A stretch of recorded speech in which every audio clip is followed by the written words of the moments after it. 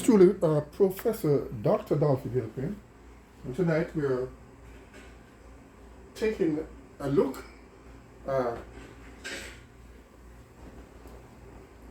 at some research, medicine work done there back in 1991-96, as I don't feel that justice has really been done, medical justice, and so I'm going to put a little bit more time into bringing in out some more details here at the history of medicine at 408 Madison Street in Brooklyn, 1991 to 1996.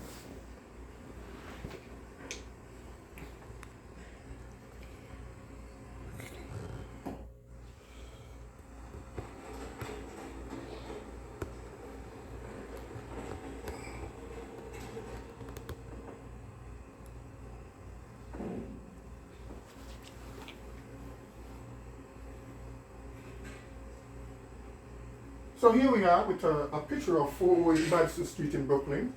There's not much changes in the architecture except for this little watershed here at the street level floor. The street level floor, and here's a shed.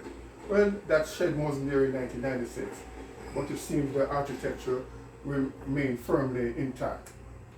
Now, I'm just focusing on the bottom floors here now, where I feel the injustice was done.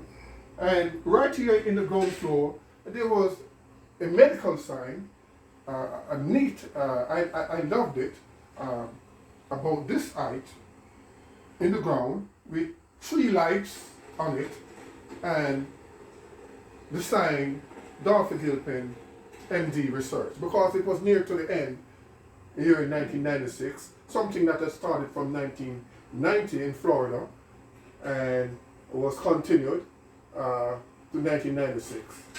Actually, I wanted us to do most of my work in Florida because I was trying to stay in the warm temperature, but I had an accident and my apartment and car was written off, and so I returned back to the family house.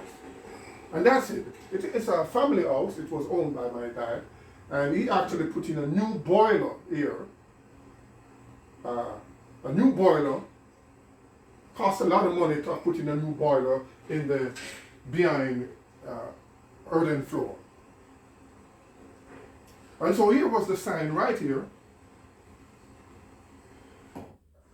Electrical pole sign, very neatly put in, and I did all this work. And also a sign that was, I actually drilled out the wall and put in a sign there. It was a work uncontaminated by any corruption, sexual corruption or anything. It was pure work, 7 years of pure work. And I also like to, at this time, put in a leg of research done at the Brookdale Medical Center. So at the Brookdale Medical Center, I remember I didn't want, because they wanted us to take blood before I could have actually gotten 1 month of research with the Brookdale Medical Center, and I was reluctant to give up blood for that.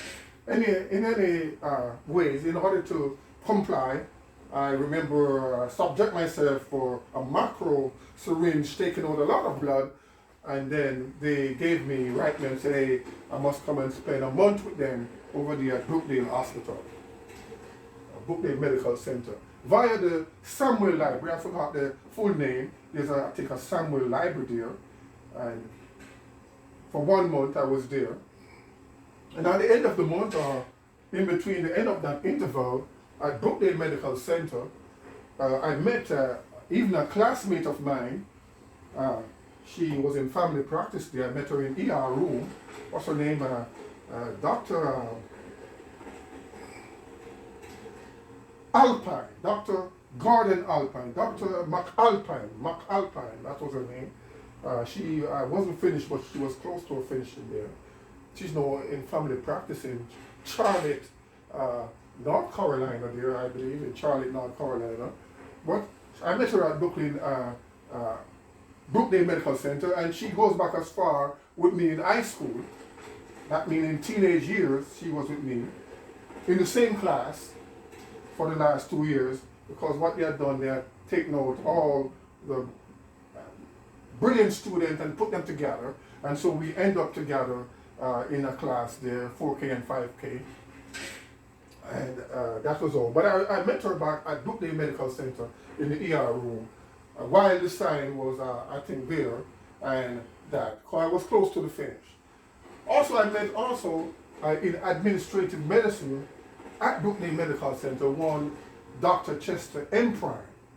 Dr. Chester M. Prime, and he was in administrative medicine, I believe, on the 5th floor there, at Dick Morris Avenue, I believe.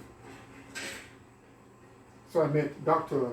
Chester M. Prime, and there was another one, Winston something. I can't remember his name, but I think it was Chester M. Prime that I had a little interview with. But he had an MBBS at the time, and he was in administrative medicine. So that's what I had sort of left out there. And if there's any other, so that was at the Brookdale leg, 1 month specialized medical research at the Brookdale Medical Center, and I also met another doctor there that she goes back as far in the 1980 when I was at the New York Avenue address, and she was treating me for MVP, which was my mitral valve prolapse. But here we had met up now at Brookdale Medical Center where I was actively in medical research. That is Dr. Geeta Kumar. Yeah, she's a cardiologist, as you know, and I met her at Brookdale. So there were 3 doctors that there I met at Brookdale.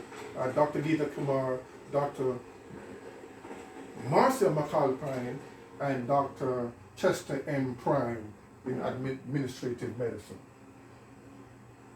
Simultaneously, when I reached back down here, because that's Brookdale, which is a car length away, there was this ambulance, the Brooklyn ambulance that I was also associated with. At night, so I come out and take the ambulance and drive around and taking patients in the Brookdale ambulance. So that's another portion of the medicine done 1991 to 1996. Pure, uncorrupted, not contaminated by any sexual corruption or anything like that. And that was that. So I want to give a full accountability of what happened here. And this house was from about 1979, was owned by the Gilpin family. Yeah. So, and the boiler, a new boiler was put in, but I took it over and I had all the attic and this floor was operating on, because I wanted was to make certain that my medicine was completed. So that's another description of medical research done 1991 through to 1996, and the focus here was the medical sign in the ground, that electrical sign that I like so much, with my MD sign and one induced in the wall MD. So that was the focus of this description.